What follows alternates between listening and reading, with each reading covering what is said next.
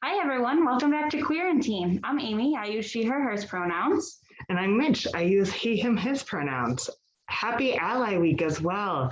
Even though things are continuing to be a little bit hectic and up in the air, allyship can happen anytime, any place. And so we're super excited to talk about ways to be an ally and Ally 101 today and other things that connect with becoming stronger allies all week long. Yeah. So do you have a question of the week for us? Yes. My question of the week is, who is someone who was a huge ally to you? Oh, that's super easy. So my biggest ally, I would have to say, is my partner. She really stands up for me when I feel like I maybe don't have as much of a voice as I could otherwise.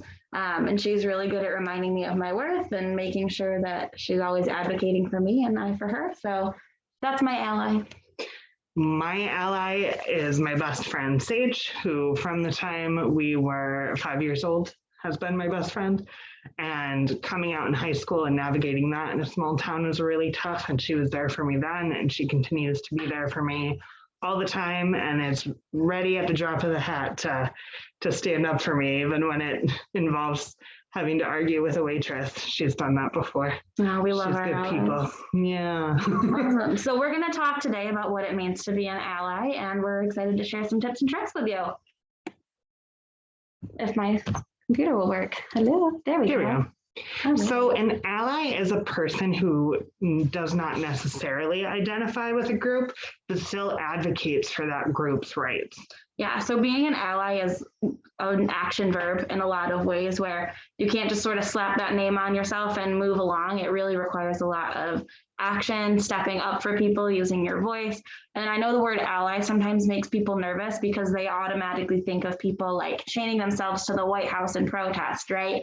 And I always say, I am a chronic rule follower. You will never find me doing that, but I use my voice in a way to advocate and be an ally to my community in a way that's much more organic and more comfortable to me. So allyship does not always mean doing these wild shows of being an ally. Sometimes it's just using your voice a little bit louder than the person who's not feeling comfortable to.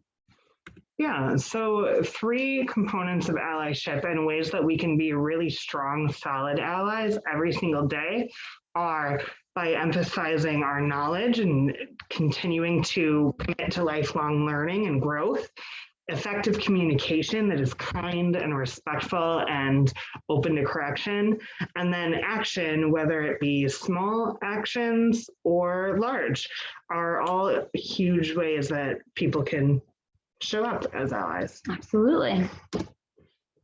So there's a lot of different ways to know how to be an ally and to do some digging around that. And it's not something that we're all necessarily naturals at. So there's a lot of resources available. There's a lot of educational resources available, a lot of books, documentaries, websites. It's all over the place if you know what to look for. It's also a really good idea to ask people if you can ask them questions. So we want to make sure that people are comfortable before we ask them questions, because sometimes the questions might seem pretty innocent to us, but are actually really tough questions for the person you're asking. So our rule really is just to ask yourself, would I want this question asked of me? And if it were asked, how would it make me feel? If it wouldn't make you feel comfortable, chances are it's not going to make the person you want to ask that question to feel comfortable. And then finally, it's also okay not to know. You're never going to be an expert, and neither will we. We always say we get paid to do this job, and we learn every single day. So it's okay not to be an expert, because there's no way to be an expert. What's important is that we trust that people's truth is true for them. And if you don't understand that, that's okay. It's still that truth for that person. We always say just reflect realities that are given back to you, because people will tell you who they are if they know that they're safe with you. And if they don't feel safe, they're not really going to be open and forthcoming with that, which is also okay. If you have a really burning question that you really want to know about something related to LGBTQ, that's one of the things that in our professional role, we are more than happy to field those questions. And 2, one of the things that's really exciting, I think, is that we get to keep learning. And there's constantly more information coming out that we can continue to learn and grow together. So you're never going to be at a loss for resources. And in fact, we have a group that's specifically for allies, families, friends of people who are LGBTQ as a place to come ask those burning questions where we don't feel like we're putting this unfairly on the person we want to be an ally too. Our group Square One meets on the first and third Monday of every month. And that's a great place to come and learn how to be an ally. So real allyship will never involve promoting the interest of one disadvantaged group at the expense of another, and it will never involve putting aside the oppression of one marginalized group until another group's interests are secured.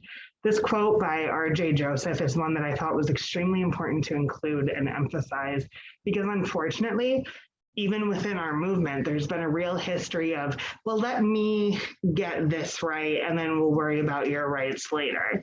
No, we're in this together, and allyship is about supporting everyone's equal rights, and that means supporting every disadvantaged group at the same time. So I think it's just really important that we're not going to put aside that other people also need our support and only support one type of person. It's also important to know that we're not saying that people haven't had their own struggles and victories that they've had in their lives. It's not taking away anybody's personal journey. It's just bringing awareness to the fact that all of us have very different journeys. And sometimes on our journeys, we need a little bit more help than others. So when we're talking about communication, there are a few things that we really like to touch upon. Number one being uplifting other people's voices. So sometimes there are instances where our voices can't be heard as well as somebody else's voice. We see this in social work a lot, where we'll be helping people and people tend to take it more seriously if it's coming from an agency instead of a person on their own. So that's how we as social workers are allies to our community at large, is by knowing that our voice might carry a little bit more weight, whether we think that's fair or not, and using that to the advantage of us and to the person that we're helping. Two, uplifting others' voices can be as simple as when you know someone isn't being heard at a table you're sitting at with them, reflecting that, hey, I think Cindy had a really good idea, and speaking up for them in that way. Or two, when you hear about a position opening up or a resource that's available, thinking of a person you know who may need that support, who hasn't been able to access it very easily, and saying, I know this person who would be perfect for this, and making those connections is part of that uplifting. Two, the other piece of this is, as allies, it's really important to help create spaces where people who identify within a marginalized group are able to speak to their own experiences as it is true for them. And so that literal creation of space and uplifting to let those stories take the way and lead is hugely, hugely important. Professional materials and conduct is one that I don't think we talk about quite as much, but an ally really can make a huge difference by saying, hey, what's our pronoun policy? Are we giving people an opportunity to share what their pronouns are, or are we just guessing? Do our forms say spouse and spouse, parent and guardian and parent and guardian? Or are we still expecting and kind of assuming that everyone who comes through our doors is cisgender or heterosexual? Like, as well, some people think too that being involved with Pride or celebrating LGBTQ holidays throughout the year is not professional, when really it's very professional, because it's committing to like that true allyship, that true support of this community all year round, not just when everybody else is doing it. So really, like, in our professional lives and in those spheres, allies can influence real systemic change just by saying, hey, look around us at this table, who isn't sitting here that should be? And using that lens to really start things up from the inside. Yeah, another great example of that too is there are tons of incredible trainings that are provided year-round by different agencies and different speakers. These are always things that we would recommend seeing, even as close and local as the Safe Zone training that Mitch and I provide. There are tons of different resources that we can link ourselves to and that we can help link you to if you're interested in more of that development. But this is something that's gaining more attention and more positive research as time goes on. And so it's becoming more of a discussion at tables, which is a really great opportunity to say, hey, I noticed that we're going to a lot of this kind of training, but I'm not seeing much LGBTQ competency training sprinkled in here. Maybe we could add a couple in our year or every couple of years, just as a great way to remind people to continue having these conversations and continue to do the work. And then finally, we have something right here that says humor and social media. And this is really important because a lot of people tend to say, oh, they're not really like that in real life.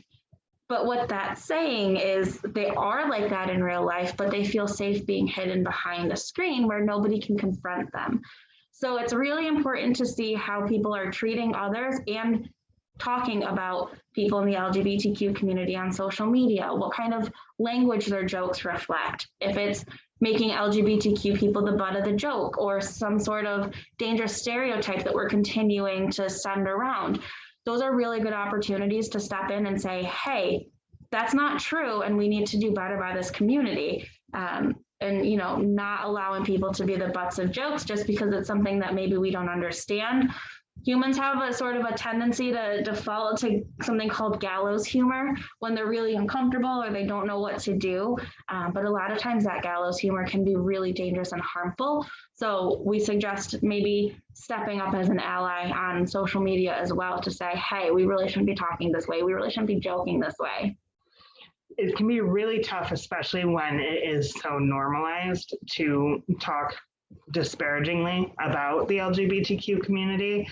But even if just in your own communications, you say, hey, that's not okay here, you're creating a space then. And every time you stand up for somebody or you speak out against it, somebody is going to see that and know that they're safe with you. And that is so important and really an easy way to promote more positive communication overall, because there's tons of hilarious jokes about all kinds of things that don't actually hurt people. I mean, I follow a TikTok where every time Billy Joel is played, two huskies lose their minds and a golden retriever's in the background just like, this is my life. And it's the funniest thing ever, and there's not even any words to it. So there is definitely ways to find funny, uplifting humor that's not putting other people as the punchline.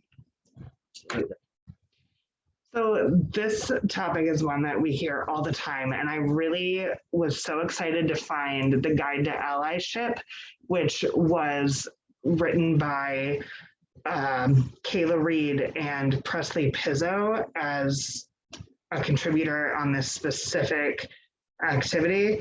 This was through Amélie Lamont, who actually built this website and put this guide together. So imagining that we're talking about handling a mistake, or when we do say something harmful, or we use the wrong pronouns for somebody, imagine that as if you yourself in your privilege, you're wearing heavy steel toe work boots. So in those work boots, you can't feel when you're stepping on someone else's foot. And if they're stepping on your feet, it's certainly not going to bother you because you have that protection. Whereas someone in a marginalized or oppressed community might only be wearing sandals. So if someone who's wearing sandals says to you, someone who's wearing steel toe work boots, ouch, you're stepping on my toes, how do you react to that? And Presley shared that there are many obvious problems with our common responses, which can be like centering yourself. I can't believe you think I'm a toe stepper. I'm a good person. Denial that others' experiences are different from your own. Well, I don't mind when people step on my toes, so I don't understand why this is such a big deal for you. Derailing. Well, some people don't even have toes, so why aren't we talking about them instead? Refusal to center the impacted. all toes matter. Tone policing, I'd move my foot if you'd ask me nicely. Denial that the problem is fixable. Toes getting stepped on is a fact of life. You'll be better off when you accept that. Victim blaming, you shouldn't have been walking around people with boots. And withdrawing, I thought you wanted my help, but I guess not. I'll just go home. Those are ways that some people would react to being told, ouch, I'm being hurt here. But what we can do differently is center the impacted. Are you okay? Listen to their response and learn from that moment, because any moment like this is a teachable moment that you can choose to do something differently the next time. Apologize for the impact, even though you didn't intend it, because that is what at the end of the day matters, is the effect that it has, not what we intended to have when we were clomping around in our boots. Stop the instance, so taking your foot off their foot. Personally, I think that should be the first thing we do, but that's just me. And then stopping the pattern, like being careful where you step in the future. When it comes to oppression, we want to actually change the footwear to get rid of privilege and oppression, but metaphors only go so far. So all in all, there's a way to say, I'm sorry, let me move my foot. I'm going to be more careful in the future. I've learned from this, rather than taking it personally, being cruel to the other person when the other person is the one who's hurt. So outside of metaphor land, where's an example that we see that? So a lot of times what that might look like is if somebody has come out to us and they use pronouns that we're not used to using, and we slip up and use the wrong pronouns. So if I'm talking to somebody who's come out to me using they, them pronouns, and I use she, her, hers pronouns, if they tell me, hey, I use they, them pronouns, my response is, I'm so sorry, you're right. I use they, them pronouns and I move right on, right? I stop that behavior. I apologize because it hurt that person, even though that wasn't my intention. I recognize that I didn't mean to hurt that person. So I know they're not saying I'm a bad person. They're just reminding me this is who I am. And it hurts when you don't recognize that. And then we move on. It's really important to know that it's okay to make mistakes. Everybody makes mistakes. I dumped coffee all over myself this morning, and that was not my intention. And I made a mistake. And so what I did was I went and I changed my clothing and I ran out the door, right?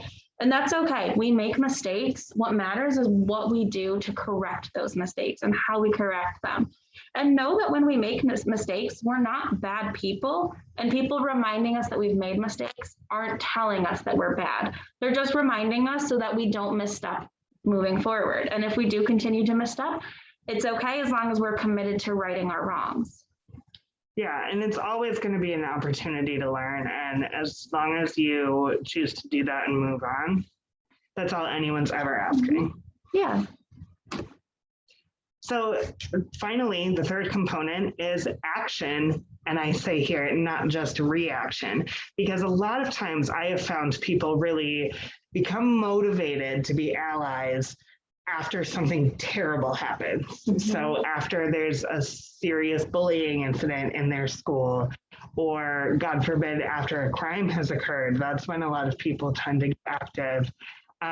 But there are actions that we can take in ways that we can get involved in promoting more positive cultures in the spaces we occupy to really not have it escalate to that point before we're taking action. Yeah, and so like we had said earlier, being an ally is an action verb. So what that means is stepping up when you hear the opportunity to do a little bit of educational restructuring, or sometimes it does look like going to protests. Sometimes it looks like sitting at the Thanksgiving table saying, hey, this isn't funny and it's really offending me. Maybe we can change the conversation. Even if you get some eye rolls, you've set that boundary and you've made it known that this is not appropriate and we're not continuing this behavior and we're moving on. So it looks very different depending on who you are, what your circumstances are, what the situation is, but it doesn't always have to be a reaction to something negative. Sometimes we can put safeguards in place to prevent things from happening in the first place. Yeah, absolutely. So Dr. Karen Bradbury if you want to go to the next slide, uses this continuum to talk about the bystander to ally continuum and the process that someone goes through to get to that point. And so this is adapted from her work and her research, which is really tremendous on this topic. But originally, on the far end of the spectrum, the agent is an active role, a person who actively joins in the negative behavior. So the bullying, the harassment, the discrimination, someone who's actively perpetrating that against another person. Moving from there, a bystander is passive, is not involved in a situation actively. And a bystander could either choose to have absolutely no response, completely ignore what's happening, or a bystander may choose to educate themselves after witnessing that active event of discrimination. Then number 4, to move us closer to ally, is actually taking action to interrupt the behavior. So whether that's, one of my favorite things to do is if I see someone getting harassed in a public space, I pretend like I've known them forever and I make up something to go talk to them about, like ask them how their parents are. And even if they're staring at you because they've never seen you before and it's a little odd, you are interjecting yourself into the conversation. And so now the agent knows that there's somebody else who this person knows, and usually that's enough to end it, even if you're not actually someone that other person knows. So that's a way to interrupt without causing conflict, if it's at a point where it's safe to do, which we're going to talk about on the next slide. Then an active ally interrupts and educates the agents when possible, or initiates an organized response to eliminate the discriminatory behavior from happening again in the future. So these are kind of the steps that an ally can kind of develop and move through. Absolutely. So there's a few different ways that bystanders might have some form of interaction with this. And what this can look like is quite a few different ways. So if a weapon is involved or somebody has been or is in immediate danger of being hurt, call 911. At that point, the level of emergency has risen far beyond what we as just bystanders can handle, and we have to get people involved to make sure that safety is maintained. Question the behavior or the statements verbally, or change the subject. So I don't really think that's true. Hey, I'm starving. Do you want to go get lunch? Do you want to grab a coffee? Move right on to sort of attack, not even attack, to approach the behavior, and then course correct and continue your trajectory forward. Communicate consistently that bullying, cyberbullying, harassment, and discrimination are unwelcome. So just reminding people, hey, that's not what we do here. This isn't how we speak here. We use kind voices, we use kind words, whatever that might look like. You want to make sure your message is remaining the same of, I see this behavior and I will not tolerate it, so we have to do better, or you'll no longer be welcome at this space. Document and report what you can as appropriate in your environment. So if you're not sure how to, you reach out to us because we can help you figure out the language and the writing around documentation and reporting. There are a lot of different protections that are put into place in the state for people. That's where we would really step in to step up as advocates and allies for you. And then make an agreement with your friends, your team, or any group that you're a part of to intervene together, because strength in numbers is always more comfortable, safer, and it feels like you're making more of an impact when there are more people there than when you're by yourself.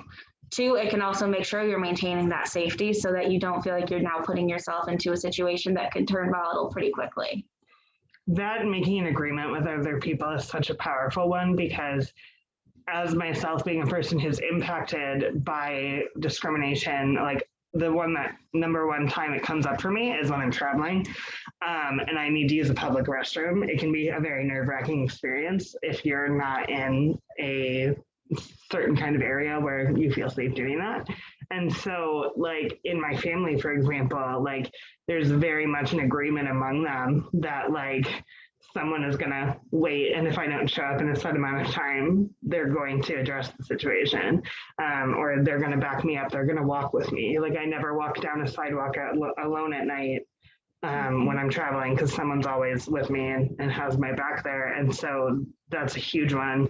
And then, yeah, we are always available to offer additional support. If you're unsure of a situation or if something happened and you're kind of not sure what to do with this information, definitely reach out to us because we're always here to help.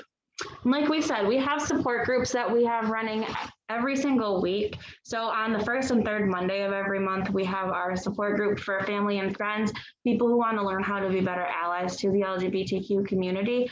And then we run 3 peer groups for people who are in the LGBTQ community. So if you're not sure how to be an ally or advocate, but you know how to direct people to other services, you can say, hey, I heard about this group the other day. Have you ever heard of the Trans and Gender Expansive Coalition? And letting them know that you know things are in the community and that you would love to see them flourishing. There are tons of different ways to be an ally. It is not a one size fits all. It's not one mold. What's important is that you continue to do the work, listen to the things that people are telling you, and just to work together and really sort of move forward together, creating better than what you saw starting. Yeah, absolutely. So we hope you have a fabulous Ally Week. We'll be sharing additional content all week long, and we will be here to support you all year long. Absolutely. Bye. Bye.